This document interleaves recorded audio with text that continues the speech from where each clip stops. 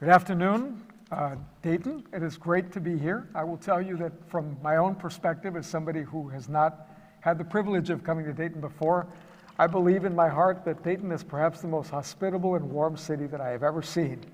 I hope you'll agree with me. Yes. Before I introduce our distinguished guests, I also would like to extend my gratitude not only to all the staff and all the teams that have made this happen, but especially to the University of Dayton. This is a house of learning. We are learning, and just as we learn from each other, we always learn from our faculty and our students, and it's great to have some of them here in the audience. 30 years ago, almost to the day, or maybe not quite to the day, but about 30 years ago, the world was focused right here on Dayton, Ohio. It was a moment where, as we were just discussing in the back room, the truly most tragic drama playing out around the world was happening in the Western Balkans as the world was riveted and saddened by the tragedy playing out in Bosnia and Herzegovina.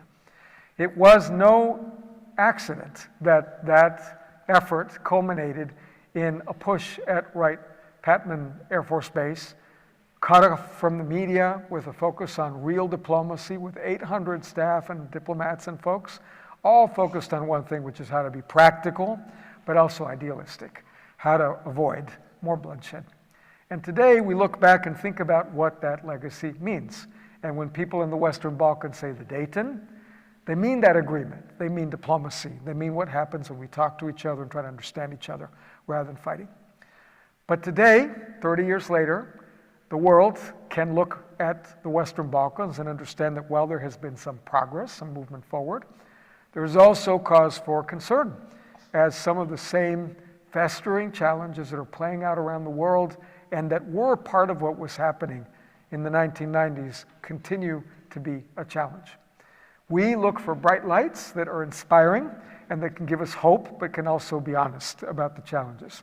And to engage on these questions against the backdrop of this historic NATO summit, I'm very pleased to introduce the President of the Republic of Kosovo, Vjosa Osmani, who is a lawyer trained in the arts of the law at the University of Pittsburgh with an LLM as well as an SJD, a doctorate, who has experience in policy and in the practice of law, and who served as Chief of Staff to the President of Kosovo before entering her own career in politics. We're very honored to have her. She has garnered a reputation as being not only a pragmatist and someone who follows foreign affairs with the responsibility on her shoulders, but a deeply committed supporter of the rule of law. Welcome, President.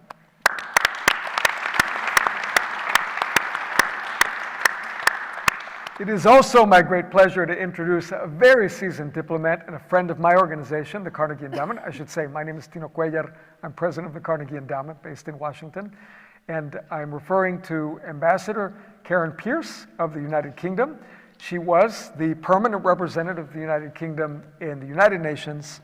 Previous to that, had many senior diplomatic postings, including in Washington, but also in the Balkans, focused on helping to heal what was happening there, and now is serving in the crucial role of special envoy for the Western Balkans, thinking hard about these questions of how democracy, development, security can be achieved in that crucial region, against the backdrop, of course, again, of questions about the scope of NATO and the enlargement of it, as well as of the European Union. Welcome, Ambassador. Glad to have you here. I'm going to start with a few questions for our distinguished guests, and we'll have a conversation among three of us. Maybe we'll even find some things to disagree about. I doubt it. We'll see. But then we do have some time for questions from the audience. So after we've had a good chat, I will invite some questions from the audience, and we'll see where the conversation goes. So let me start with you, Madam President. Today, the world comes together in different settings, and here much of the NATO Parliamentary Assembly is all happening. And as they have their conversations about security and about peace, what do you think is the most important thing that NATO as an organization can do to support what is happening in Kosovo, and how would you assess the current situation in your country?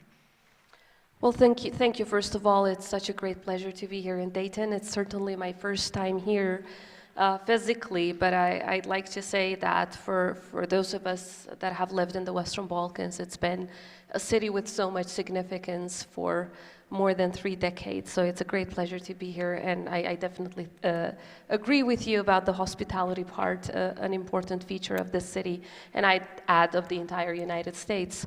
When it comes to NATO, I don't want to oversimplify it, but for us in Kosovo, given our history and given the historic role that NATO played in saving our lives, in helping us get our freedom, and in preserving and keeping peace, something that we had never known in our lives and in the history of our region before, to be in NATO means to be safe. It's about being safe. And whether in life or whether as a person or as a country, safety is a precondition to enjoying your other rights. Safety is a precondition to prosperity. It's a precondition to economic development, to foreign direct investment. It's practically a precondition to everything.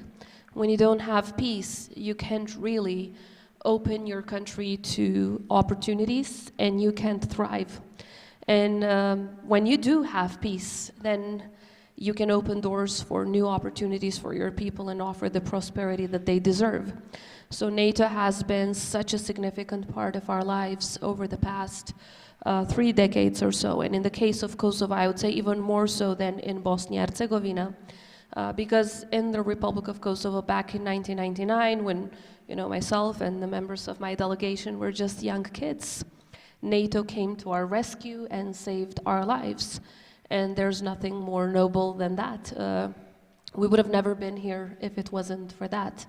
Unfortunately, there was a lot of bloodshed caused by the Milosevic regime, hundreds of thousands of civilian lives lost, thousands and thousands of women raped, which was used as a tool of war, thousands and thousands of children killed. And even today, in the case of Kosovo 25 years after the war, in the case of Bosnia 30 years after the war, there are still so many missing persons from the war who were forcibly disappeared. So the wounds are still very, very deep. But when you talk to the victims, especially to the families of the victims, to the mothers of those children killed, you will never find anyone that wants revenge. They want to preserve peace. They want justice. They want reconciliation. But of course, justice is a precondition to long-standing peace, long-lasting peace, as well as reconciliation. So NATO has played a vital role in offering a region, which is the Western Balkans, something that we had never known before: peace. Living in peace, not living in war, which is why our kids today are the very first generation in the history of that region. And I'm talking about a history of thousands of years. I'm not just talking about recent history. So our kids are the very first ones that have never known war and are actually living in peace. And that's thanks to NATO, and that's thanks primarily to the United States of America.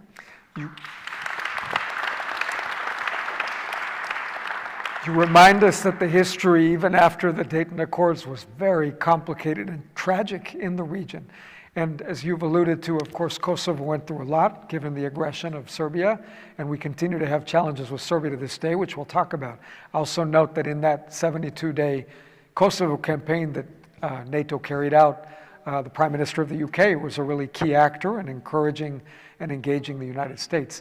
But before we get to all of that, say a little bit more about how Kosovo persisted and was resilient in the midst of the aggression that it had to deal with, and how that ethos of wanting peace and putting revenge aside has been developed and preserved. Well, I would agree with you that what happened after Dayton, what happened in our region, especially in Kosovo, was tragic. But I don't think it was complicated. It was actually very simple, and we need to all be very careful that we don't fall into the trap of both-sidism. You will hear quite often perhaps people saying, oh, everyone in that region simply killed each other. That is not true. This is just like saying, well, Ukrainians and Russians and Estonians and Latvians and everyone in that region just kill each other. No, there was a clear aggressor. Milosevic was the one who went after everyone else and killed them. The Milosevic regime came to Kosovo, they came to our home, they kicked us out of our homes, they killed innocent people, they raped women, and they destroyed everything down to the ashes. So there was a clear aggressor and a clear victim, and history has noted that also through International Criminal Tribunal for Yugoslavia cases, as well as the International Court of Justice cases when it comes to Bosnia-Herzegovina. Now, Kosovo today is a country of survivors who thrive. It's a country where democracy is flourishing, a country where human rights and fundamental freedoms for all, no matter their ethnicity, are the most important pillar of our governance, and a country that moves forward in a very clear strategic objective, which is Euro-Atlantic integration. We've never flirted with our other forces, malign forces that is. We know for sure where we're going, and no matter the thorns or the rocks in our path forward, we never look elsewhere. We work very, very hard in our reforms. We're already spending more than 2% of our GDP in our defense. And in terms of security and rule of law reforms, Kosovo is in the top 2 in the world in terms of those reforms that are making our country safer and more secure. So we understand what it is and how it is to live in the opposite of peace. We've known the opposite of democracy. It's destruction, it's human suffering, which is why we do everything in our power to preserve it and to continuously nurture it, because we never take it for granted. We know that, as someone much smarter than me said once, democracy is only one generation away from extinction. We need to make sure that we're not that generation that allows it to go extinct, but quite the opposite, that nurtures it constantly so that it grows stronger, and that peace is something that becomes stronger by the day and not more fragile by the day. So in Kosovo, despite being a small country, we strongly believe that we can give an important contribution to that, because these are values that we need to defend collectively, and no one can do it alone. Thank you. We'll come back to democracy. I appreciate the answer. Ambassador, let me bring you into the conversation. In your long history of being a diplomat, you've engaged with the Balkans at different periods of time, and I wonder if you might reflect a little bit on what you see as similar in terms of the dynamic now to when you first started working on the issue, and what's different now. Great. Well, thank you very much, and thank you for bringing us all together. I did want to start, if I may, by paying particular tribute, not just to Dick Holbrooke, who sadly is no longer with us, but also to another great American diplomat whose memorial service I went to on my way here. And in fact, it was Frank Wisner who, of course, helped Marty Ahtisaari construct the Kosovo Agreement, which led to Kosovo becoming independent. And Frank Wisner was primarily a Middle East specialist, but because of his talents, he was brought out of retirement by the US State Department. So I did want to pay that tribute, because I think it's very important that those titans of American diplomacy have their true recognition. I was a junior diplomat when the Kosovo conflict started, and I think what you said, Madam President, about Milosevic is absolutely right. This was a man who was driven not to preserve Tito's Yugoslavia. And I want to stress that, because I know that sometimes some Serbs feel that we're anti-Serb, that all of this is an anti-Serb movement. It absolutely isn't, as the President said. This is about tolerant societies, multi-ethnic societies, living alongside each other, peacefully, with prosperity, with security, which I agree is preeminent for prosperity. And the people who were responsible for the massacres in Kosovo and the expelling of 1 million refugees. People forget that number.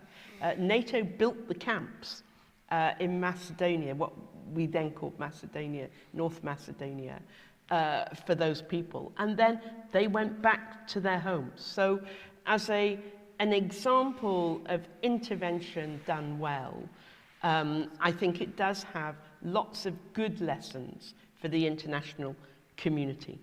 And I did want to put that on the table, because I think that side of it often gets forgotten.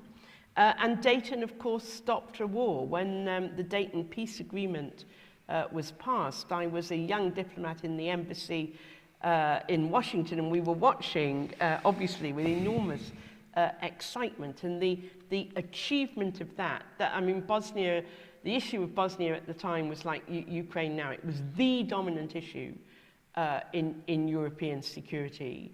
And it was the first time European security had been under that much threat since 1945. So the enormity of what Dayton brought along is huge. But I think we all know, and we talked about this in the first panels on Friday, moving things forward with the Dayton structures is proving to be very difficult.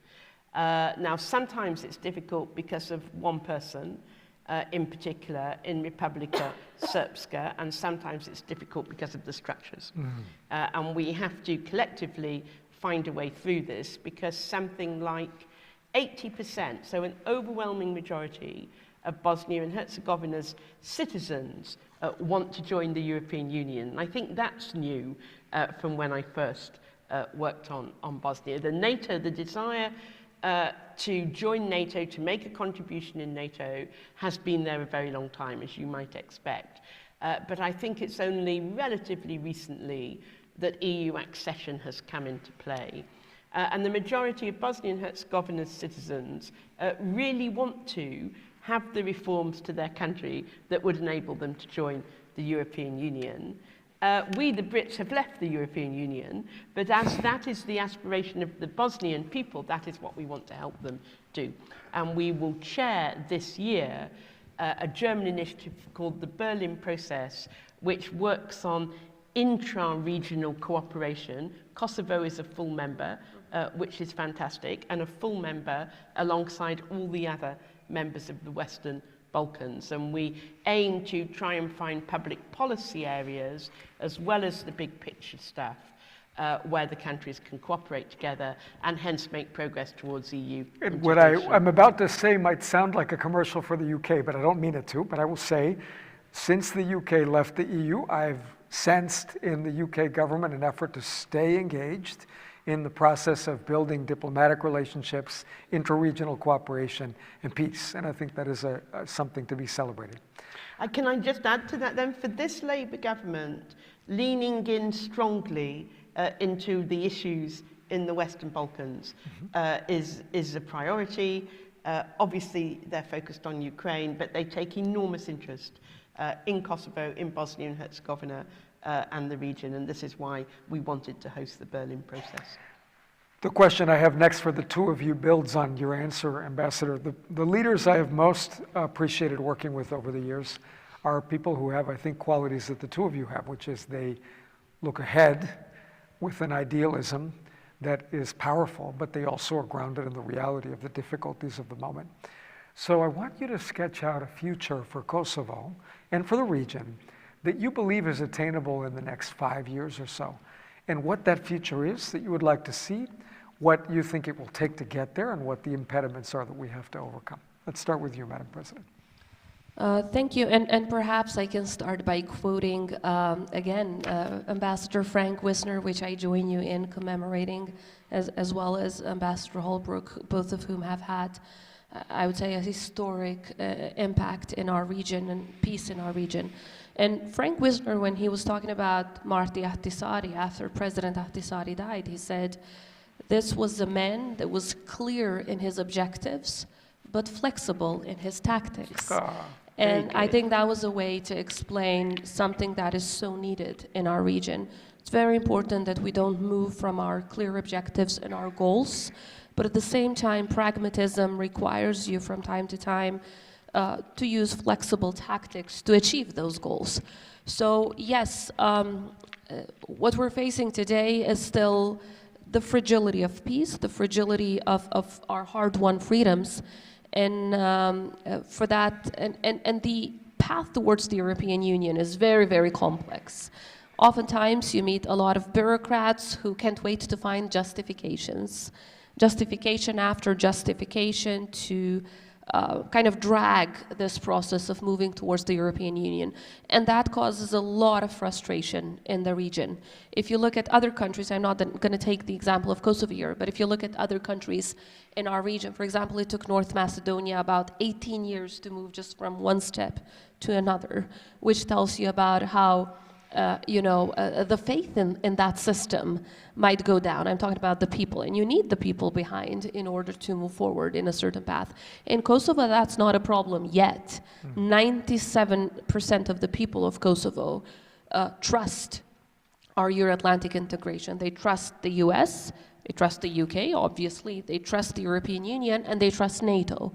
However, this trust needs to now be translated into concrete steps forward. So in the next 5 years, what I think is doable, one, getting a candidate status and opening chapters for European Union integration for Kosovo is absolutely doable. And this is not just a dream that is not based on anything. Yes, there are 5 countries that have not recognized Kosovo's independence within the EU so far. However, these countries had voted in favor of a formula back in 2015, when we adopted our stabilization and association agreement with the European Union. They had voted in favor by simply adding an article which says this does not prejudice the individual member states' position on Kosovo's independence. And with that, they were fine. So we're proposing that something similar be added to a candidate status decision for Kosovo, where the Council of the EU would mandate the Commission to work with us towards that process. So this is absolutely doable. It's something that has been done before. All it takes is political will and leadership from some of the countries of the European Union to push this forward. That's one. Secondly, Partnership for Peace for Kosovo. As a fundamental first step towards membership to NATO, is something that, again, is doable based on the same formula, because Partnership for Peace does not require ratification in the member states of NATO. So again, an invitation letter from the North Atlantic Council, which adds that article to make Spain and a few others feel okay on terms of their bilateral relations with Kosovo, but yet views Kosovo in PFP, and then as a step towards full membership, as a strategic objective, because the more NATO territory in the Western Balkans, the more peace, the more stability.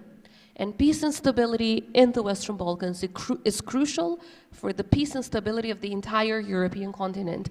So if someone is strategically thinking about making Europe safer, and I'm sure NATO is thinking about that, obviously, then bringing in Kosovo and Bosnia-Herzegovina into NATO steadily, but with a more rapid path than what we've seen before, which was practically nothing, is crucial. Yes, we do have NATO forces in Kosovo that are playing a crucial role in maintaining peace and security in the entire region. However, membership into NATO would open a new chapter of safety, stability, and peace, which is long-term, which is sustainable.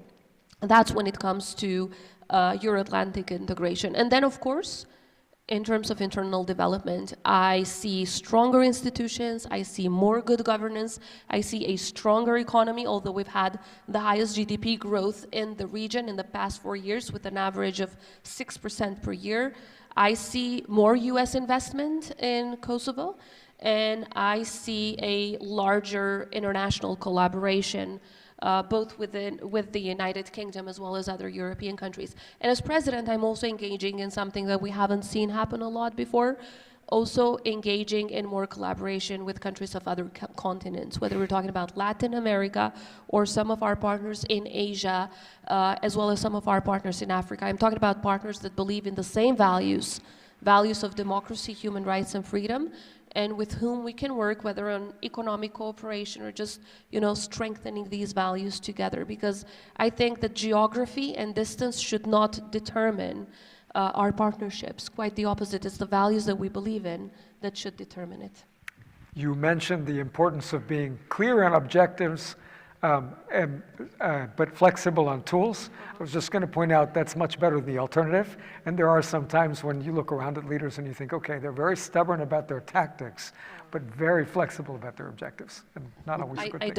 I don't agree with that kind of action. Yeah. Ambassador, your thoughts about the next 5 years? I think there's a window at the moment, partly because of the changed geostrategic context in Europe, because of Ukraine, with Moldova also being very vulnerable. I know that the countries of the region have not always believed that the EU really would have another wave of enlargement, but the EU has made it clear that it will, and therefore there's a window, and we would strongly urge all the governments of the countries in the region to seize this opportunity, as Kosovo is doing, as the President so eloquently described.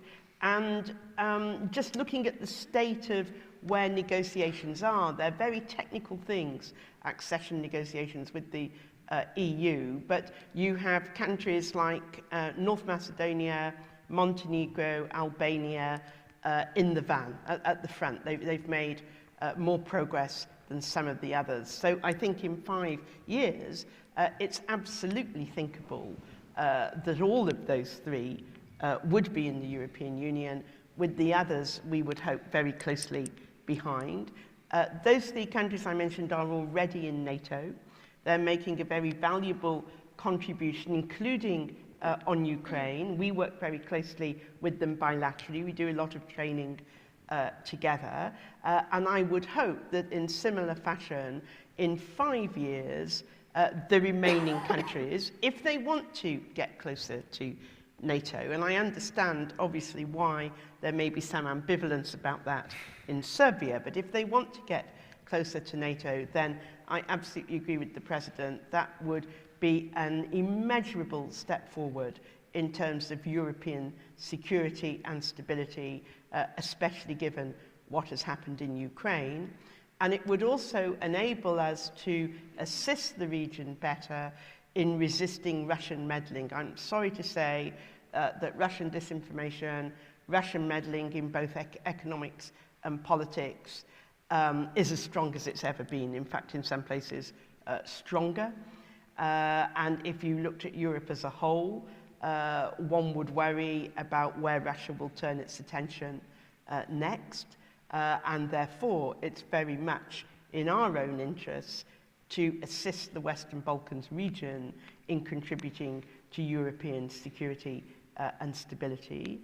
I myself would like to see much more progress on the economic side, much more progress towards, they are middle-income countries, but much more progress to being a modern region that attracts foreign direct investment on a big scale.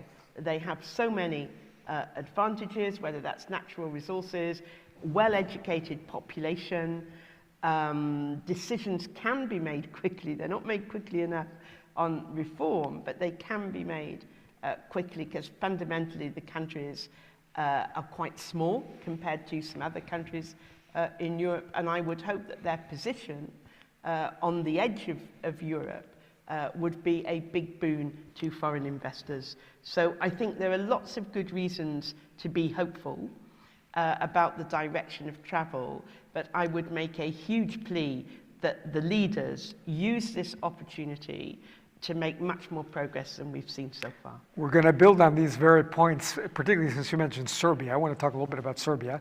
But first, I want to just insert a historical note to highlight a point you made, Ambassador, and of course, President, you're very aware of this. When the crisis was playing out in Kosovo that led to the NATO intervention, there was much discussion at the UN Security Council, and this is one example of how the P5 system that we have that gives a veto to some countries can greatly impede UN action, and this is one example of where Russia has said, no, we're standing in the way of any more complex sort of direct UN action, and that left it more to NATO ultimately to take action. But that brings us to Serbia, because here we are again recognizing the role Serbia has played in the region as an aggressor, and the difficulties that continue to be existing before us when it comes to dealing with Serbia. So I wonder if you could both share a little bit as somebody in the middle of trying to steer and lead a country that has to deal with Serbia and a seasoned diplomat, what you think the world needs to do with respect to Serbia and what you hope to see from Serbia, given, of course, that Serbia has that brutal history, but one hopes that not every Serbian is of like mind, and where we can see progress there. Throughout my entire political life, I've been, both as a politician but also as a lawyer, I've been very careful in not trying to instill this issue of collective responsibility upon all Serbs. Obviously, as I discussed at the beginning, and I always am very careful on the language that I use, I talk about what the Milosevic regime did. There has been so much hope in our region that new generations would come, new generations of leadership would come in Serbia that would not be like-minded. That hope is, is not as strong right now for a couple of reasons, and that's because unfortunately Serbia is led by someone that served under Milosevic as the Minister of Propaganda, and I think ultimately it's about who we are as people and in what kind of values we believe. Because, politicians and leaders of countries, whether big or small, are human beings. That's the biggest fundamental issue that we need to understand. And if, as a human being, you once propagated for genocide at the lectern of your parliament, and you said that Srebrenica should happen, and so on and so forth, and if, as a human being, just leaving politics aside, you never break away from that past, you never deal with that past, you never make that cut from the Milosevic past, but you call him a great mind with great intentions, then there's a big problem. In Germany, because oftentimes we hear from European leaders who come to visit us, they say, well, Germany and France got well with each other just 20 years after the Second World War. Well, there's a fundamental reason on why that happened. I'm not sure whether, or probably most of you heard of Willy Brandt. He led Germany at a very fundamental point in their history, and Willy Brandt went in front of this memorial of Jews that were killed during the Second World War, and instead of making a speech, instead of talking, he just kneeled in front of that memorial. He kneeled, and then when the journalists asked him, why did you do that? He said, because that is what a human being does when words are not enough. And, in Kosovo, we have, practically in every village, you have memorials of children killed, and not just killed, but burned down in their own house once and twice and plenty of times. And, I wish any of these politicians would have just, from Serbia, would have laid down a flower in front of these children killed. I'm not talking about others, children. Children as young as 6 months old. Children as young as 1 day old. 1 day old. Those children didn't even know their name yet. They didn't even speak the language yet. They didn't even have a sense of identity yet. What was their fault? So ultimately, it comes to who you are as a human being and what kind of values you believe in. So I think that, what our region needs is a leadership in Serbia that would break away from the Milosevic past and say, we do not agree with what he did, instead of glorifying him, instead of painting through and glorifying through that painting the face of Milosevic and Šešelj and so many other war criminals who, committed genocide and justified their genocide. So what Germany did was the exact opposite. They did not agree with what Hitler did. And even today, they are very clear on that. So I strongly believe that if the leadership of Serbia would take that step forward and say, Milosevic was a genocidal man. And we will do the opposite. We will work for peace. We will work for good neighborly relations. That would fundamentally change the path forward for the entire region, because that, for one, would open Serbia's path towards European Union. And we want to see the entire region in the European Union. We don't want to block anyone. But we need Serbia to respect the very basic principle, which is good neighborly relations.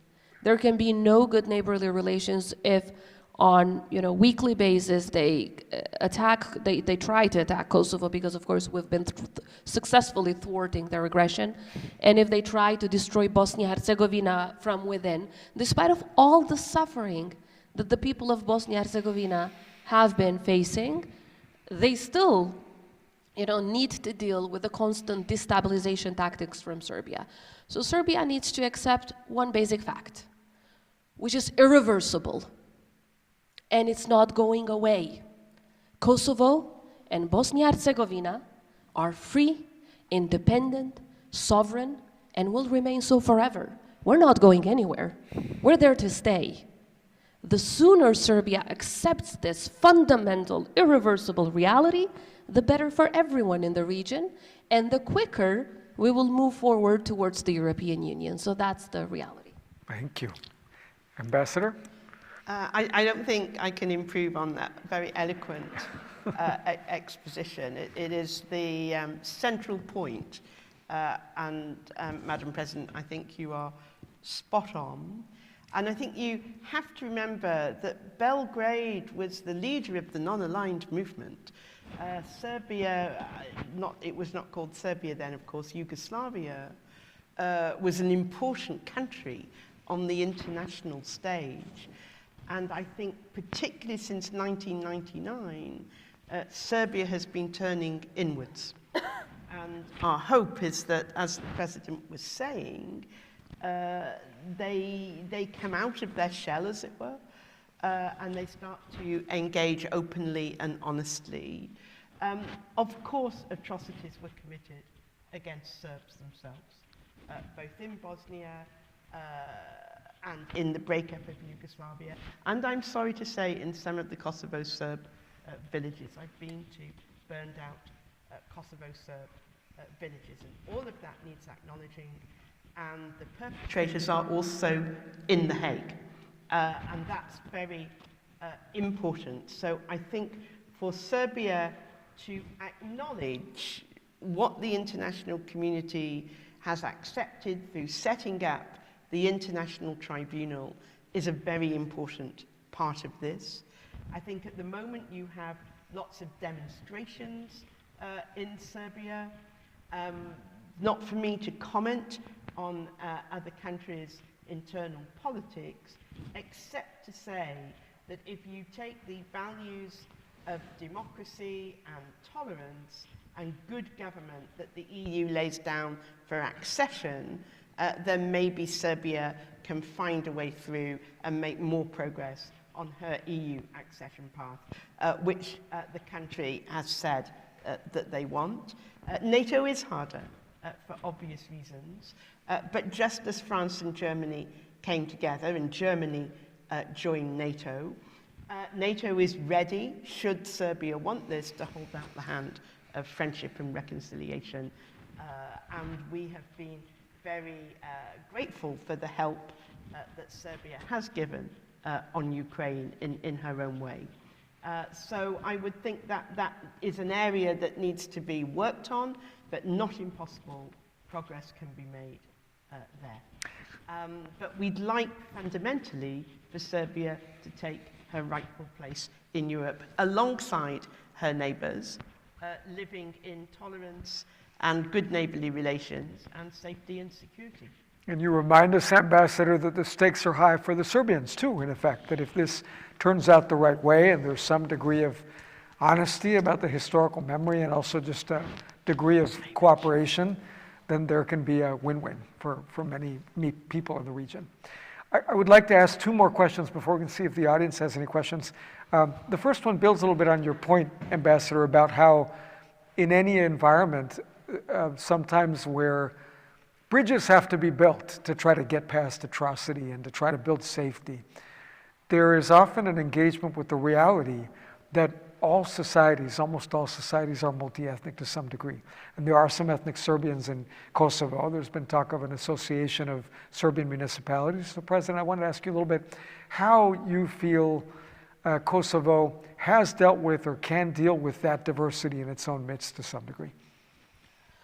Sure, but just an additional comment to what Dame Karen Pierce was saying about the current case in The Hague. If you look at the indictment, it really has nothing to do with any Serbian villages. In fact, it's about something entirely else, and I'd like to invite whoever is a lawyer and has an interest in these kind of things, they can look at it. So again, just not to fall into the trap of both sidism. Yes, these are multi-ethnic societies, some more than the others. In the case of the Republic of Kosovo, about 92% of our people are of Albanian ethnicity, about 8% are other minority communities. So 4% of our people are of Serb ethnicity, about 3 to 4% approximately. So compared to Bosnia, quite a different case in Kosovo. Despite of that, we've built a constitutional system since 2008 based on President Ahtisaari's proposal that gives the Serbian community a veto right over any constitutional change that we might want to make. So our parliament, for example, has 120 seats, and even if 110 vote in favor of a constitutional change, we cannot pass anything without the 10 Serbs voting in favor. So that's how strong they are in our system, and that has been done with the aim of strengthening their voice and strengthening their role and not outvoting them. So in fact, they outvote us right now, even though they're 3 to 4% of the population. They have a veto power in our parliament over not just constitutional changes, but also every law of vital interest that would include legislation that involves human rights, minority community rights, religious rights, issues related to education, issues related to elections. So if we want to, let's say, amend our local elections law, we cannot do it without the 10 votes that the Serbs have in our parliament. And this system of a veto right of the Serbs over decisions that we take in the parliament on so many important issues has been replicated at local assemblies and municipalities. Now, getting to your question about municipalities. Now, for those of you that have studied the Bosnian system very, very well, you will understand why we have concerns in Kosovo. Because Republika Srpska, that is today, actually was born not with Dayton per se, but with the 1991 establishment of, at that time, the Association of Serb Municipalities in Bosnia-Herzegovina. It started with much less competences and ended up with a Dayton agreement that gave them the powers that they have today, which is Republika Srpska and the problematic guy called Dodik and so on and so forth.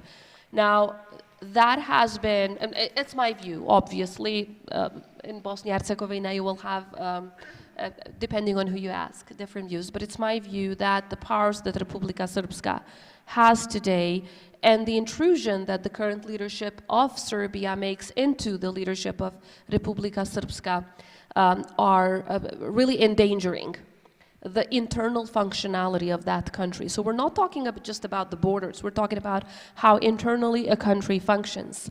And we're trying to avoid something like that in Kosovo. So one, Republika Srpska is a headache enough for us and for all of you that deal with the Western Balkans. So we need to avoid the second one, which is why we're being very careful on how that association of municipalities in Kosovo could be crafted. That has been foreseen in an agreement that was achieved now in 2023 under the auspices of the European Union. And Kosovo has agreed to sign that agreement, Serbia has rejected it, and they've been saying that publicly, that they don't accept it, they don't want to implement it, they don't want to sign it, and so on and so forth. So as you know, in international law, if one party withdraws from an agreement, practically there's no obligation on the other. But unfortunately, as they say sometimes in the US, it's easier to twist your friend's arm. So all of the pressure is on us, Kosovo, to unilaterally implement an agreement that includes large compromises, very painful compromises, without Serbia implementing its part. What we're asking is really nothing of a favor. What we're asking is simply that both sides implement. Both sides to the contract should implement, right? In any contract, whether we're talking about a sale of goods or we're talking about international relations, a contract exists if there are two parties to it, and if they both implement. And we're not asking that they implement first. We're asking for a parallel implementation, where both sides would implement at the same time and would benefit from those articles of the agreement at the same time. So for Kosovo, the most, I would say, painful compromise has been this issue of the association. So if we were to implement this as the very first article, well, Serbia needs to implement Article 4 of that same agreement, which says that Serbia should not object to Kosovo's membership in any international organization. They've been doing the opposite. They're not only voting against Kosovo's membership in the Council of Europe, but they're also lobbying among other countries in Europe to do the same, thereby violating that same agreement that we both accepted initially. So while there is this issue, I think, you know, in any contract, in any international agreement, cherry picking should not be the method. All articles are important. At this time, what we see is everyone talks about Article 7, the Association of Municipalities, skipping everything that comes before Article 7, the preamble and Articles 1 to 6, all of which, for example, require that the parties respect each other's territorial integrity and sovereignty, that they treat each other equal, that they don't use force or threat for use of force. And also Article 4, as I mentioned before. So we're asking for the entirety of the agreement to be implemented instead of cherry picking. So that's what we're asking. So you're reminding us, Madam President, that there may be something valuable there, but it has to be understood in the context of the whole agreement. Absolutely. And approached with the care of learning from history of how to do it right. Exactly, because, you know, we have more than 40 agreements that we've reached with Serbia in the span of 14 years in this dialogue. If you look at how many were signed versus how many were implemented by Serbia, there's a huge difference. I'm going to give you a very simple example. Recognition of diplomas. So we've agreed to recognize the diplomas that are issued in each other's academic institutions. We recognize the diplomas that are issued by Serbian education institutions. They still, despite of the agreement being reached in 2011, don't recognize the diplomas that are issued by Kosovo academic institutions. So, I mean, not to oversimplify it, because there are so many other agreements, or the agreement on the missing persons from the war. There are still massive graves in Serbia with, you know, children and women that were killed, and their bodies were then taken into these massive graves. And according to that agreement that was reached in 2023, they need to open their archives from the time of Milosevic. So again, this is from Milosevic times. They're not implicating themselves. Why don't they open the archives so that we know where we can go and find the bodies of the loved ones of thousands of families from Kosovo, from Bosnia and Herzegovina, even thousands from Croatia? They're not implementing it. So learning from history, going back to that, we need agreements that are implementable, and it's not acceptable any longer to only ask Kosovo to implement everything and then to simply hope that Serbia would do the same. Hope is not resolving our problems, unfortunately. Both countries need to implement at the same time, and if they do, then they get European integration rewards, as we were promised at least. This is why it's good to have a lawyer as president. I agree. I'm sure the president of Serbia doesn't, but... So it's my pleasure to open it up for brief questions from the audience, if we have them. And I don't know if we have a roving mic, do we? It looks like we may. That's good. I see one over here, and then we're going to go over here. So the mic is making its way, little by little. Hi, good afternoon. Thank you all for being here with us. My question for you today is, what wisdom can you provide the next generation of politicians around the world? That is an excellent question. I should know it'll probably take us about 2 hours to get through all of it, but we're going to have a brief round of comments about that. Maybe, and I should call you Dame. I'm sorry. No, you all this should. time I've been calling you Ambassador, which is partly right, but Dame. It's incredibly important, I think, that everybody does what they can to have a society that upholds the principles of liberal democracy, open societies, open markets. The value of that to ordinary citizens is sometimes lost in all the debates that we have. If you look back to Churchill and FDR, in 1941, the document they signed that then became the basis for the North Atlantic Alliance explains why open societies, open markets help ordinary citizens better than any other system. And the world has got more complicated, to state the obvious. It's got more unpredictable. There is a challenge from autocratic societies on a scale that we haven't seen since 1945. And I appreciate that for some leaders trying to do the right thing for their country, the Western model can be super complicated and we don't always get it right. But I come back to the point that the ordinary citizen benefits more if the society is open. And I'd really like to see we ourselves do more to champion that, and more understanding of that. And the other thing I'd add is that FDR and Churchill also followed that up with a declaration about science and the importance of sharing information and the importance of transparency. And I think both of those things are also very key. Thank you, Madam President. I'd like to say two things that I say when I meet young people in Kosovo, in my country. First, politics can get you into a lot of bureaucratic, boring stuff from time to time, so my advice is never stop being an activist at heart. That really pushes you in the right direction, and it helps you make the right decision. And second, it can get really, really difficult along the road, and it can really take a lot of time and a lot of years to achieve what you're into. And it's so important that during these difficulties, you understand that you must fight for something that is so much larger than yourself, for a cause that is so much larger than yourself, than your individual achievements, than your individual goals.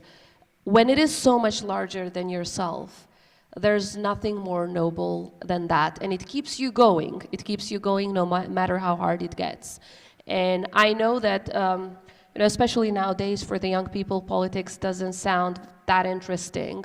Yes, you can make a difference for your country, for the world, even through different professions.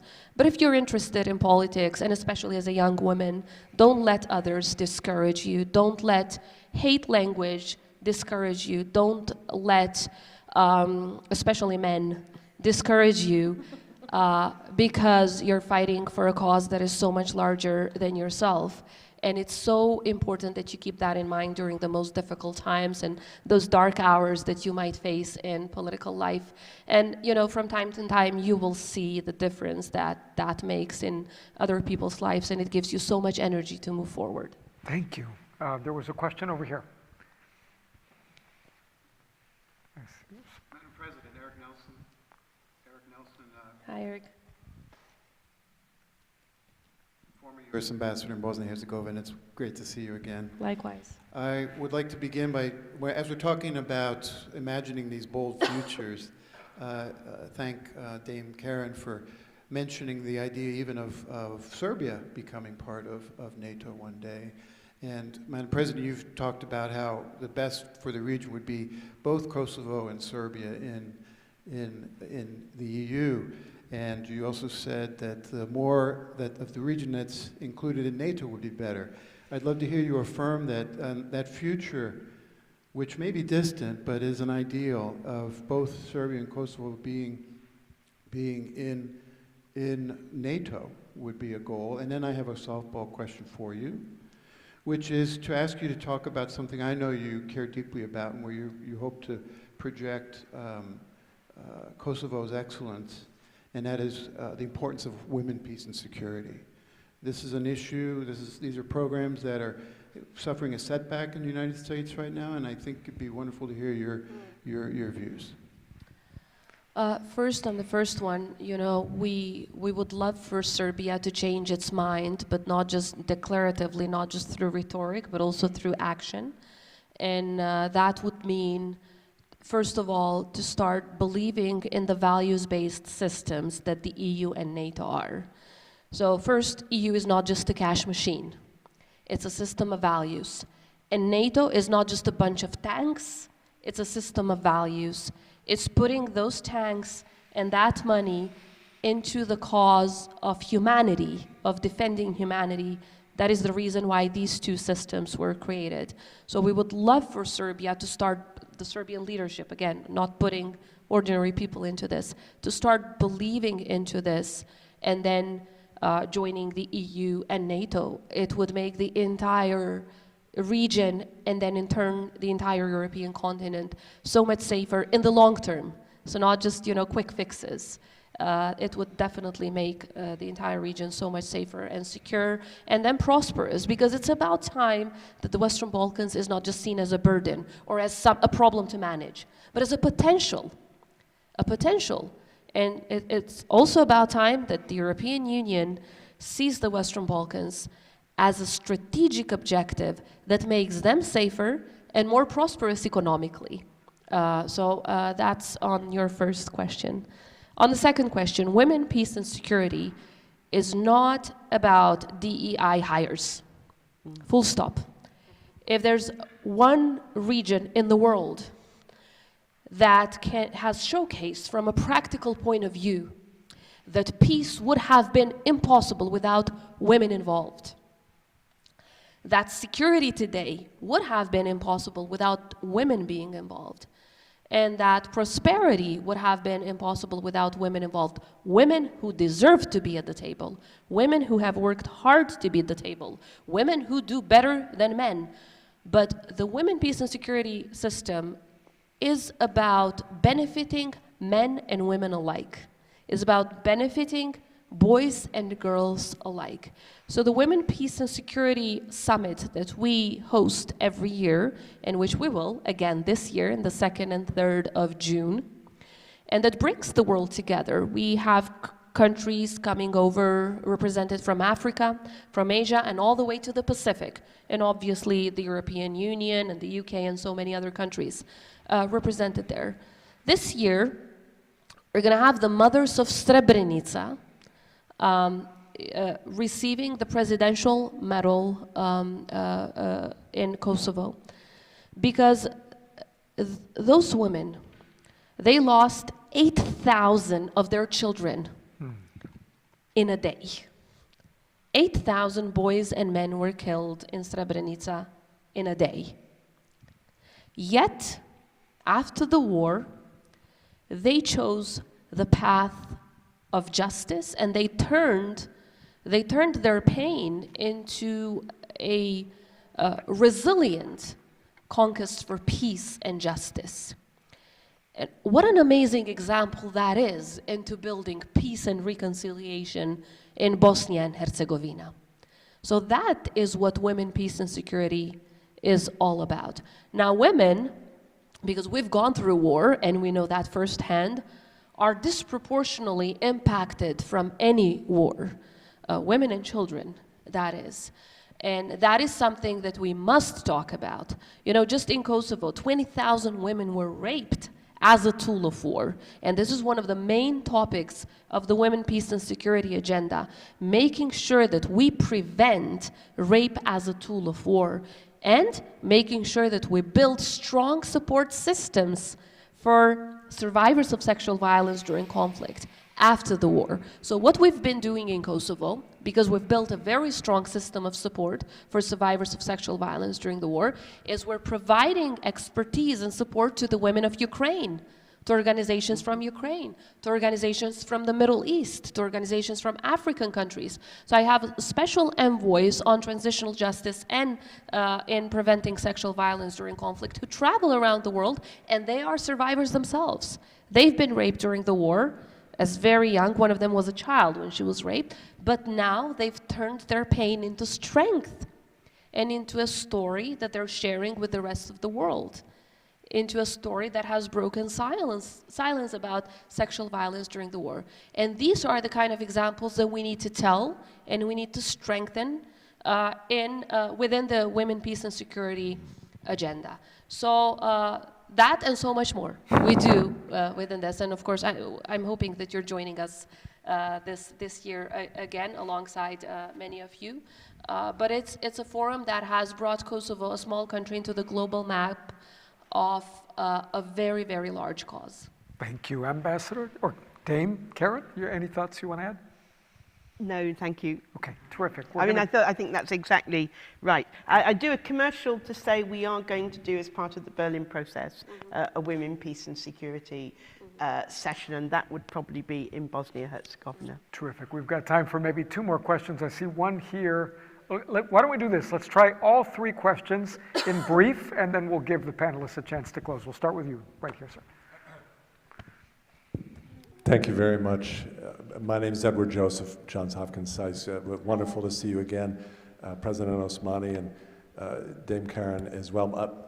Very briefly, my question, we're here in Dayton because it was the site of U.S.-led diplomacy, U.S. leadership that made this tremendously significant contribution in the Balkans. So my question for each of you is, how do you see the role of the United States today?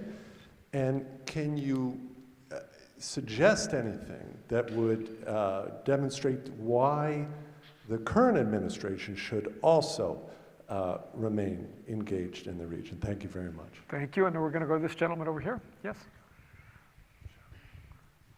Greetings, my name's Darren.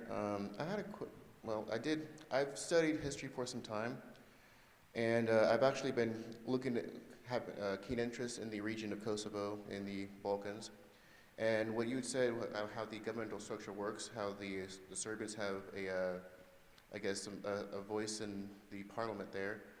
And my question was more kind of a little bit broad, but how would you, because I actually read some articles regarding this. It was actually fascinating how the balance between the government, between the ethnic groups in the country, how would you use that as a framework, as an example to other regions where there's tension or conflict, let's say Israel and Palestine, or maybe even to ease the tensions going on, or hopefully end the conflict in Ukraine regarding the separatist states in Ukraine, maybe even Kashmir?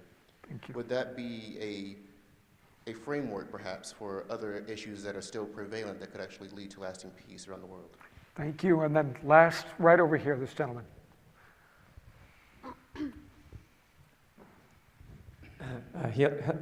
Hello, my name is George Olson. I am a veteran of the Balkans War from the year 1994, where I was a young officer serving in the Navy. So I didn't understand at that time, we're in the Adriatic Sea, I didn't understand all the suffering that was happening in that region. And after my time in the Navy, I went into charitable work and served overseas in the Philippines, looking to bring peace. And I hear you talking this morning, or this afternoon now, about peace and about justice, and those are all very good. My question is, on a Sunday where I would normally be in a church remembering a man 2,000 years ago who's known in history for bringing healing, my question is it too early to talk about healing of these wounds? Is healing happening, or are the things that are on the ground that are still active, that are standing in the way of progress, is that preventing healing from taking place? Thank you to the three questioners. We're going to go to Dame Karen and then to the President for closing. Thank you for those questions. Thanks for your service. The administration always has a very important role to play, the administration of the day. But I think this administration is setting out its priorities. I do not yet know where the Balkans will come among them. It was an amazing feat of US diplomacy to get the Dayton Peace Agreement, to bring the conflict in Kosovo to an end. Europe is stepping up. I want to stress that point. It's not just a cash machine, as the President says, though that's an important part of it, and the European Union now has a special fund for the Western Balkans called the Growth Fund. But in the wake of Ukraine, Europe is doing more and more, and the European members of NATO are doing more and more to be in control of security and stability across Europe. So it's very important that whatever does happen, the US and Europe work incredibly closely together, because if you remember the start of the Bosnian conflict, the US and Europe were on very different pages, and that is one of the things that allowed the conflict to get so out of hand. So I think that's a critical point. On the second point, I think there are certainly things in the Balkans that could be very helpful if applied to other inchoate peace agreements. One of the things I'm quite interested in is the technical nature of a government in a country coming out of conflict, like OHR. Is that helpful while certain other things get established among different ethnic communities? But I did want to say something about collective versus individual rights. In Western democracies, individual rights tend to be what we focus on, not collective rights. And you may have to get to the next stage with something for collective rights, as the President was describing these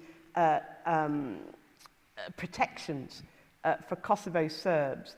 But I think the ultimate goal ought to be something around individual rights, as you have in the United States.